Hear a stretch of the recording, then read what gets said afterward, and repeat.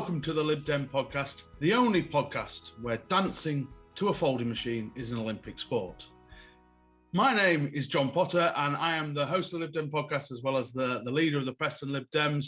And with me today, we have Simon Lepori. How are you doing, Simon? I'm doing great, thank you very much. Pretty much covered now. Yeah, from the elections, absolutely. So, Simon, what's your position? So at the moment, I am a freelance campaigner for local parties if they want me. And I'll be doing 2 days a week with Rochdale over the next year into their all-ups. I obviously still sit on Trafford Local Parties exec, and I'm part of the Northwest exec for the Lib Dems. But yeah, it's been great. And this episode is going to be all about how you deal with defeats and disappointment in local elections, because it's fair to say the May's local elections were a little bit of a mixed bag. Obviously, in places like the Northwest and the Southwest, Lib Dems were probably quite disappointed with the results we got. In other places, you know, the Golden Donut, or whatever they like to call it, around London at the moment, we did very well. We did well in the Northeast. So, but I suppose part of politics, Simon, is dealing with defeat and dealing with disappointment, because it's a brutal sport, isn't it? No, absolutely. I think I always remember what I was told when I first joined. You don't join the Lib Dems for an easy win. If you're desperate to be a councillor or an MP at any cost, that, you know, at the time you join the Conservatives and Labour.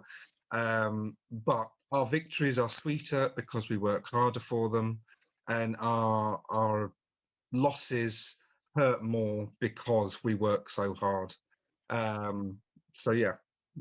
So that's what we and Simon are going to cover in today's episode: what you can do, how you can bounce back, how you can reflect positively on what even on defeat, and ways you can improve. Me and you have both suffered bad defeats in the past. I mean, it was actually my first ever campaign, where I had a 2-year campaign. I was going to try and unseat the Labour leader of Preston.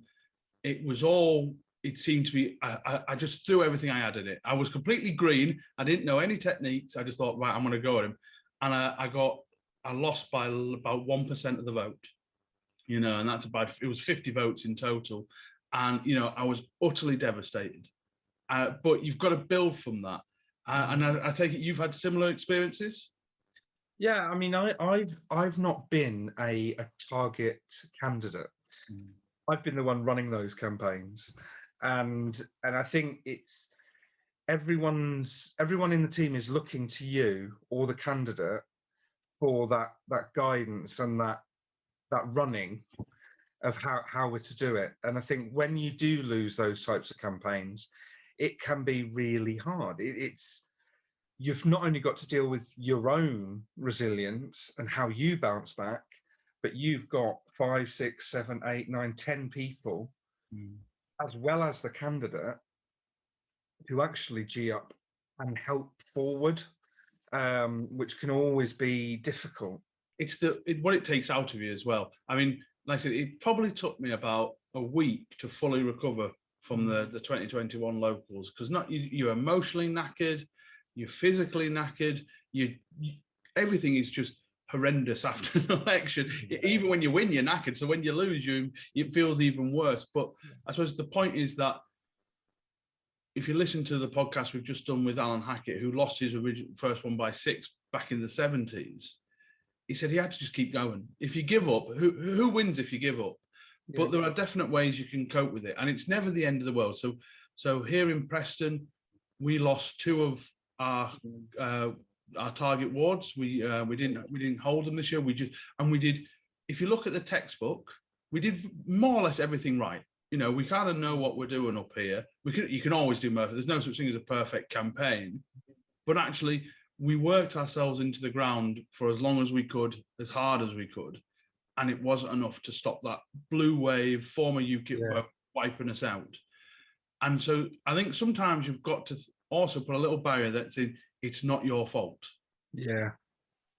No, absolutely. And I think that's always something. I think if you've got that leader, whether it's the candidate or whether it's that lead campaigner or whether it's a campaign manager or even the agent,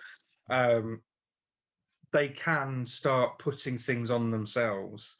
And I think that's something that I've learned not to do over the past few years. I think everyone finds me really weird because I'm usually, I usually go on holiday right after the election, and I will get out the country for 10 days, 2 weeks.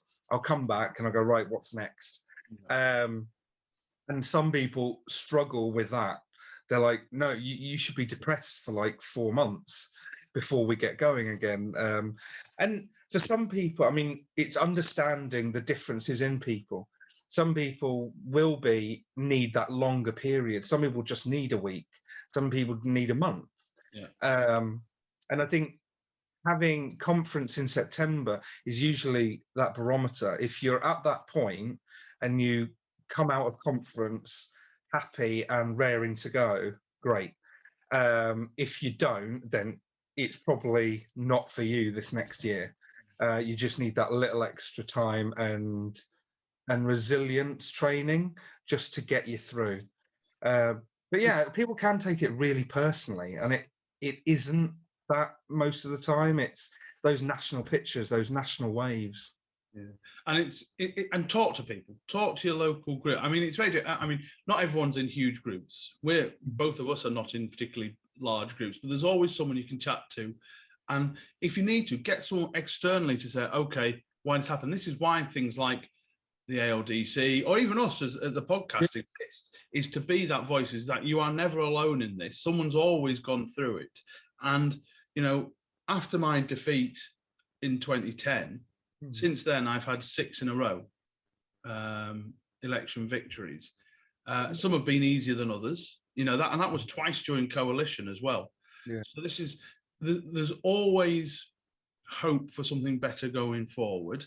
But it's important to analyse also why you lost. I think that can sometimes help you as well to think. So we looked at our 2019 results, which were excellent, but you add up the UKIP and the Tory vote, and it was greater than what we had. And another seat, if you added up the independent and the Tory vote, it was greater than what we had. Now, our vote went up in one of those wards, but it didn't go up. Theirs went up by a greater amount. And I think that sort of analysis can help you kind of conceptualize it about what happened. Now, obviously, we've had people in our podcast group, people like Lisa, Tom, and Laura, who have obviously been parliamentary candidates and target candidates, which is incredibly tough. You do have to remember that this isn't all on you. There are all sorts of other factors that go. And you said about taking it personally.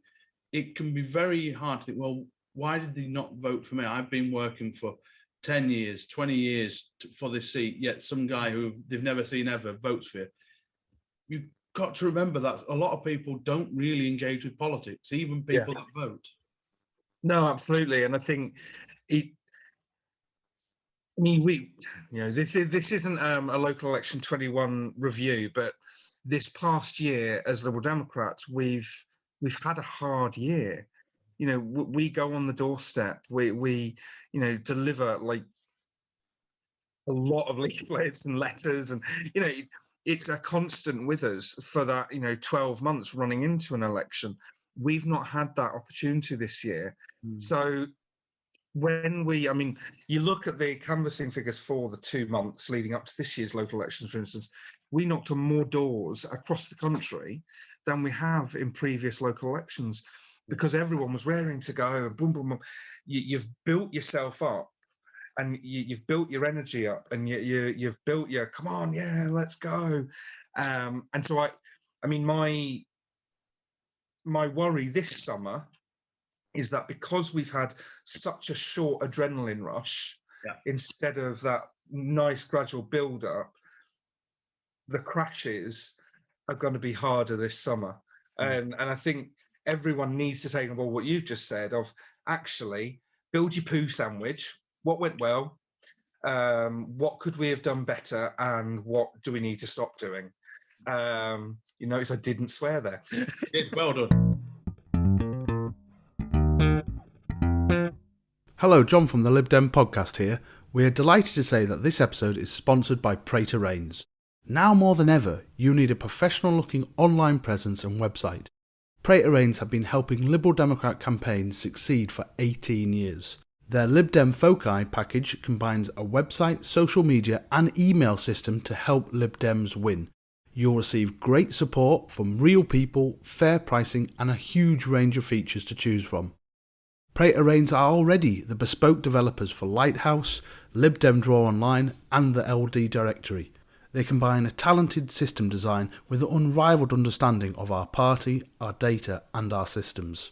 To find out more, check out the Praetorians website at praetorians.co.uk/liberal-democrats. This podcast has been sponsored by the Katora Coffee Club, the UK's most environmentally friendly coffee club. There are over 400 independent roasters in the UK, each one crafting coffee in their own unique style. Katora Coffee Club works with some of the best to take you on a voyage of coffee discovery. The Katora Coffee Club delivers ethically sourced and independently roasted coffee directly to your door. Each month you'll receive between 2 and 4 bags of coffee and their monthly extract magazine. Even better for Lib Dem Podcast listeners, use the code BETTERCOFFEE to save 5% on subscriptions and gift boxes for a limited time only. All Katora Coffee Club boxes are carbon negative and offset the CO2. So why not do some good, enjoy some great coffee and check out the website www.katoracoffeeclub.com. Now, back to the podcast. It's better having a break for a year and then coming back at it than giving up on politics altogether. But we are back campaigning. Well, we're going to Amersham first to help the by-election, and then we are back out on the doors the week after with our summer surveys. And sometimes it's just about getting over that first hump. You know, it's that first day back at work after your holiday. That's what you've got to try and get through. And I mean, absolutely, that hump. It's like going on the doors, and I think I found it before. It's like, oh, did you win? Oh, no, we didn't. Sorry, we're here. You know, we're still here though. We still want to be your champions and work for you. We didn't win. You know, and that's the conversation you're going to have for about 3 months. People respect that as well. So residents respect that. You're always going to get a better reception in summer than in election time anyway. People appreciate the fact there's no election coming up. Yeah. Also, if you've, say, in 2 of our seats that we've lost, and you're the first people back out, people go, you know what? Fair play.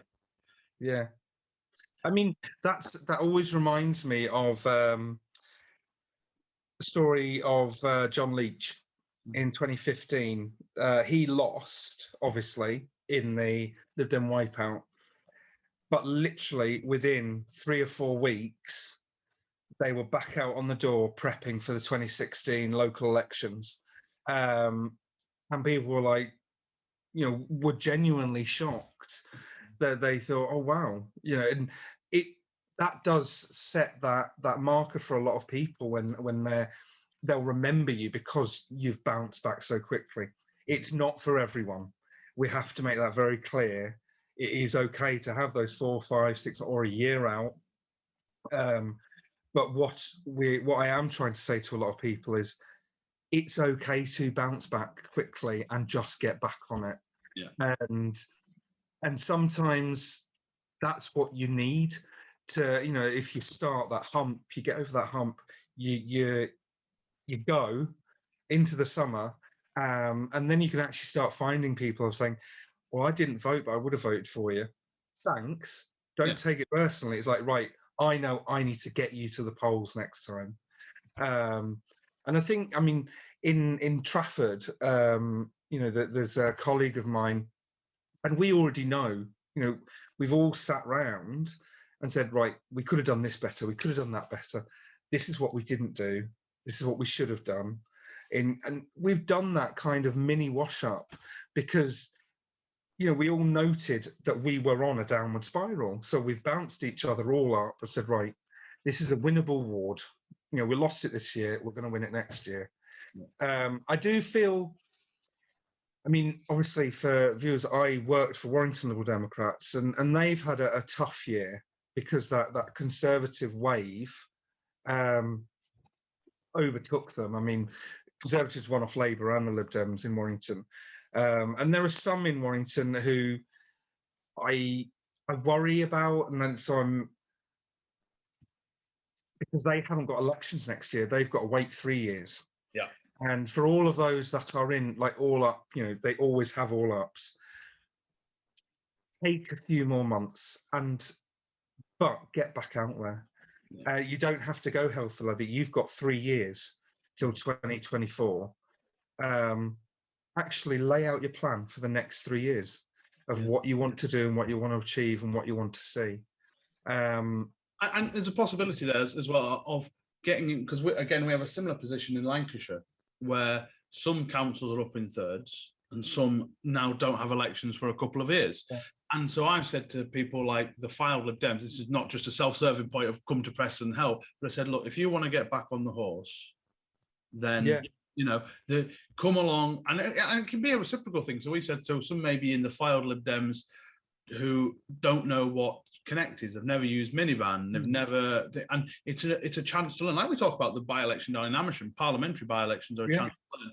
Is there a chance for you to get better at what you're doing by helping out a neighbouring local party that might have elections? So that is always a possibility for you. But you'll also find that, all ups, I've never lived in an area with all. This is why I've been elected 6 times in 11 years, is because I seem to have elections every other minute.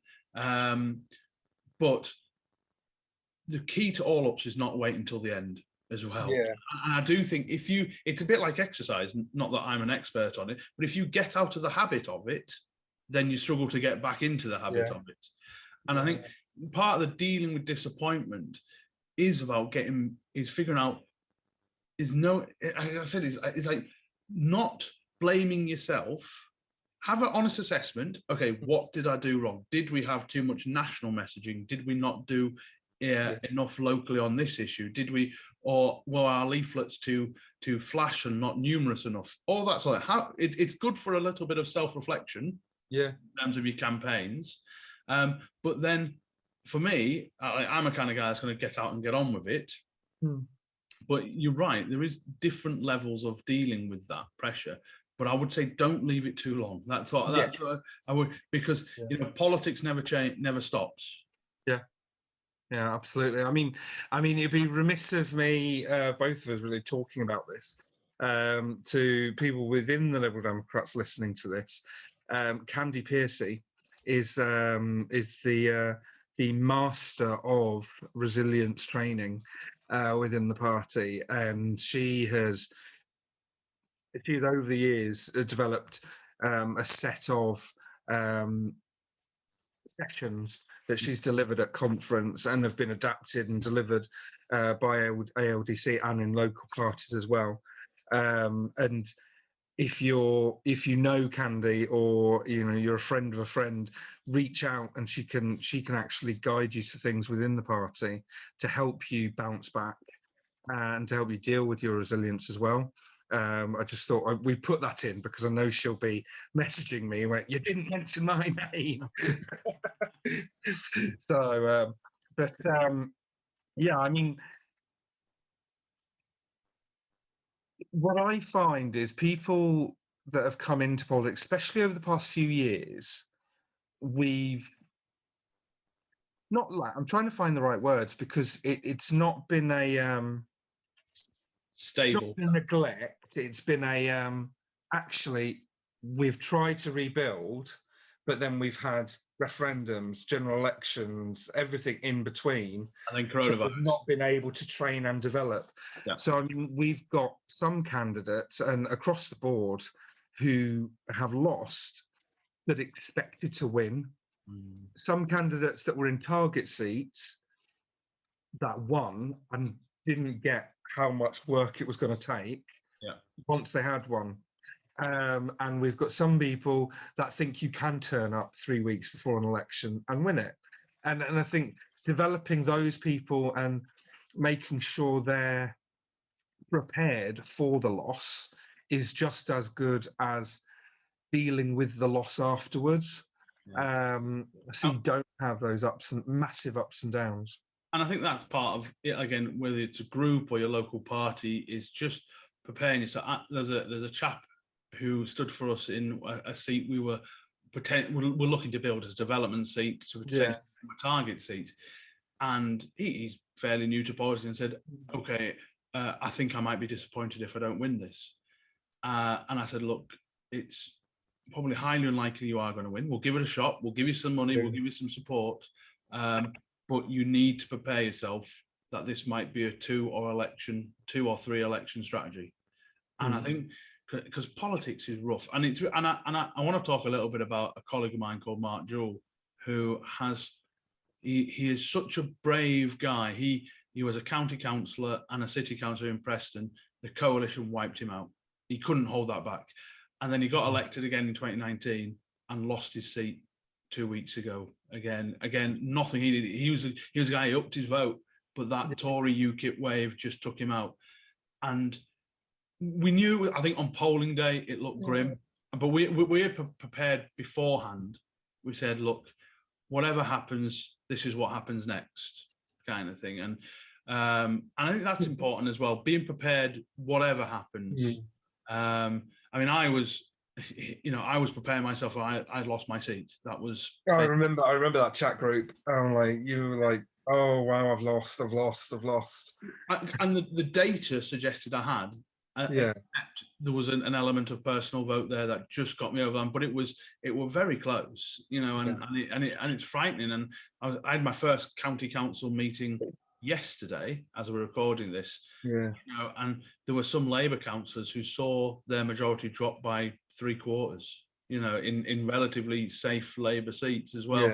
So it was a funny old election. One thing I will say in dealing with disappointment is you also have to be honest with yourself in not just blaming national politics either. And I think whereas we tried, on the doorsteps, I was getting very frustrated. Not frustrated with the residents, but they were saying, look, you guys are the best, but we're voting for Boris. And sometimes you just want to shake them and go, what are you talking about? It's got to do with Preston or anything like that. But I also have to think, okay, what did we have to do better? And if your answer to the result you've got is, oh well, the electorate are stupid, you're only going to lead yourself to more disappointment later. Now, it is something the party's going to have to deal with, and we're going to have a podcast about this. I get very frustrated about huge swings to and from the Lib Dems based on national politics. We need some resilience nationally. We need a clear message of who and what we are nationally. And I know that's very difficult. But I say the point I'm making is that if your answer to this is, in your disappointment, it's all the National Party's fault, I bet if you looked actually closely at your result, it probably isn't. I mean, it's odd that you say that, because I mean, in across Greater Manchester, for those people that don't know, I actually stood for Greater Manchester Mayor this year up against Andy Burnham. It was a Burnham tidal wave, and none of us, and we have to get better at this as a party. In my opinion, none of us actually factored in the fact that people were coming out to vote in the mayoral and then by coincidence voted in the locals. And it was, we thought it was going to be the other way around. People would come out for the locals and then vote in the mayoral. And you saw a lot of campaigners who 2 years ago had only lost by 50 votes, 100 votes, 200 votes. But the Labour turnout for Burnham, their vote was, our vote went up. We reached the marker. In any normal year, we would have won a dozen seats in places. But Labour's vote just went skyrocketing because of the Burnham effect. And I mean, coming away from that, there was a lot of that. Oh, God, it was the national messaging, and it was this, it was that. It was like, no, let's just take a step back, take a deep breath, and then look at what happened. Oh, actually, we got the 1,500 votes. We got the 2,000 votes we needed in any normal year to win. We turned our vote out. It was all those unknowns that turned out that we didn't know how they were going to vote that actually stopped us from winning. So what have we got to do better next time? Actually, we need to canvass over the next year and find out who all those people are. Use that marked register, find out who they are. Do they normally vote in local elections? Or was it a special occasion? Do they normally vote in local elections? Or were they giving the vaccine bounce to the Tories? You know, and these factors, they're different all over the country, but it's a similar story in that respect. The vaccine bounce for Boris, the Burnham effect for Greater Manchester Labour, the Greens upping because, you know, they are now the natural party of protest. And even for us, that golden donut in the home counties. I'm pretty sure that's not what it's called. I don't know if it is called. It might be called the Halo, actually. But The Halo. Let's go with donut. We for the Lib Dem podcast, we will go with donut. We'll stick with that. Yeah. But they had all those different effects. I mean, you look at the Greater London mayor, and the campaign there got us 2 assembly people on the London Assembly. Yeah. The mayoral didn't do, you know, it was a similar squeeze problem for the mayor, but we managed to get an extra assembly member. So, I mean, those different stories, I mean, it's this year especially wasn't a uniform, you know, move to the Lib Dems. No. And it means we do have to combat a lot of these national stories, a lot of these regional stories, as well as our local stories. Obviously, we're in an area of the Northwest that didn't have a good year in terms of how we did. And I can sometimes look at jealous eyes of places like Oxfordshire, Cambridge, and places like that, where you think, it must be so much easier. But these things are swings and roundabouts. And I think of a guy who in Morecambe, who came from absolutely nowhere, did a whole kind of back alleyway cleaning kind of campaign, got a 1,000 vote increase in his county division, but lost by 3. Yeah, and that was in a massively leave kind of area, and he's already back out doing it again. He's that, and I think, and I suppose what we're kind of say we're dealing disappointment. I mean, get a plan. I think that will help. I think if you have a plan for how you want to go forward, if you do want to go forward, be honest with yourself. If you think, right, I might need a year out. Yeah. There's no harm in that. But I think a plan is what you've already mentioned about marked registers. Find out who voted. Get those marked registers. They're so easy. If people don't know what marked registers are, the councils will have lists of everyone who's voted. They won't know how they vote, obviously, because it's a secret ballot. You know who votes. And so you can go to those people. And if there was a huge uplift, like in Manchester, saying actually there was a massive increase in those votes, go and knock on those doors over summer. Find out. It might be a little bit like a general election compared to a council election, kind of that difference in turnout. But also, here's the point. A general election is probably coming in 2 years. All the indications are looking like that in 2023. There'll be a general election, and that's a year I'm up for my city seat. Yeah. So we have to be prepared that we can't just rely on our base if turnout is going to go up again. And actually, how do you factor that in? If turnout in Preston on a local council election, it's about 30%. If that goes up to 60, what are you going to do about? How are you going to do about it? How are you going to differentiate that vote? Are you going to try and do a kind of nationally vote Tory? That's fine, but locally, Lib Dems are the ones that do something for you. If you're on a non-target seat, from a campaign line, protect yourself. I know this is probably not official party guidance, but I don't care because it worked. Would you rather? Because Wyre and Preston North, one of the safest Tory seats in Lancashire, we are not going to take that MP at the next election. But given that we have a whole chunk of councillors that need to be protected, if you can get people to differentiate that vote and it saves your councillors, then do it. Yeah, no, absolutely. I would, let's add, I mean, if you're planning out the next year, make sure you set some time aside for yourself and for your family and for your friends that aren't Lib Dems, and having that, that weekend a month where you do not log into Connect, you do not go to your Facebook page, your local party's Facebook page, and post something, and actually stepping away from everything helps keep you relatively sane. Yeah. So I would, and I know that's that standard advice that always goes out. Make sure you make time for yourself that isn't campaigning time or party time in any way. I'll do something else you like. So and coronavirus has been really difficult because some of the stuff we really enjoy doing.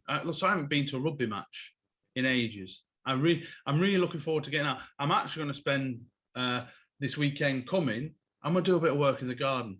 I'm just going to turn off, walk the dog, although I have to get, I still have to get expenses signatures off people. But anyway, that's beside the point. But that's the awkwardness of being a campaign organizer. So they don't appreciate that, do they, Simon? But no, and I want to leave audience with just disappointment is part of the game.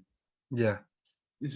And it is utterly brutal. And I came, like I said, I put on the podcast WhatsApp chat saying, I was pretty sure I'd lost.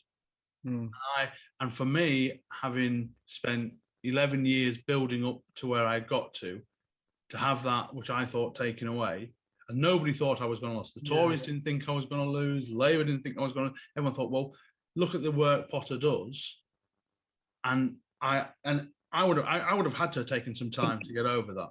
That would be that, and that's completely and utterly natural for you to do that. Whether you've narrowly missed out or narrowly lost a held seat, take some time, look after yourself, talk to people. If you want to get back out there and start doing it, then fine, absolutely great. But there's a whole host of advice out there for you to get. Talk to us, talk to the LDC, talk to your local party, go out campaigning with another group, get some energy off some different people, loads of stuff like that. And I suppose, you got anything finally to add, Simon, your final thing to dealing with disappointment? It gets better. No, it does. I mean, that would be my takeaway from any election. I mean, over the past 6 years, it has been a roller coaster, and we're moving back into a period of relative election stability, I would say. Oh, I don't know about that. You reckon? I don't know. Well, I mean, 2023 is the next. We're saying 2023 is the next general. Yeah. You've still got 2 years to that point, and then it'll be at least 4 years after that. 4 years, 5 years. Who knows? Fixed term parliament's gone. They could do whatever. We could have 2 in a year again. But I think generally you're right. I think I would say the political balance of the country is changing. We've got all to do with the constitution issues with Northern Ireland and Scotland being thrown into the mix as well. So I don't think politics is going to get any more stable in terms elections are stable. Yeah, that's right. Politics will be erratic, but the elections will be more stable than they have been. That's what I was saying. I wasn't coming across well. It's too early in the morning. It's too early in the morning. It's nearly lunchtime. But listeners out there and viewers, do contact us.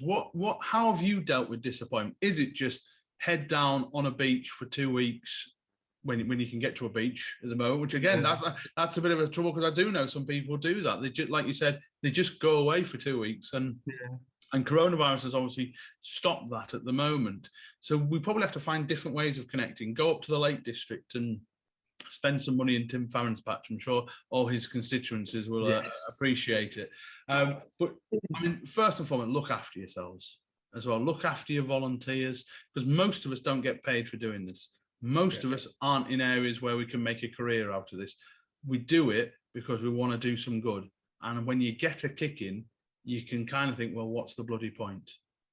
The point is, if you don't do it, worse comes. Yes. And I think that is the key part of it. If you don't fight, if we don't fight for it, no one will. Look what's happening. Labour have no idea how they're going to combat, how they're going to reach these areas in their former red wall seats. They are really, really struggling. And so we are one of the few parties that I genuinely think can win everywhere. We can win urban seats in Sunderland. We can hit rural seats in Cambridgeshire. Yeah, this is why the Lib Dems are so special, because no other party will challenge across all areas. No, absolutely. And everyone should take that away. I mean, I go back to my original comment, my startup comment. We're Lib Dems because we work hard. We're Lib Dems because the fight matters. We're Lib Dems because when we win, we know we've earned it. And when we lose, it's incredibly hard because we've worked so hard to get to that point. But we can, if we work hard, we can win anywhere. And we should all take that away. Thank you very much, Simon. And thank you to all our listeners who are listening on wherever you get your podcast. Do give us a like, do write us a review, or if you're watching us on Facebook and YouTube, do share us and like us, and do check out our Patreon account. We would love you to support the show and get involved with some of our exclusive content. But we will be back with another episode very soon. We've got loads in the tank. Simon and me and the rest of the podcast team, we've got a list of about 20 episodes we want to talk about just about everything to do with this party. But in the meantime, have yourself a good day, and thank you very much for watching and listening. Bye.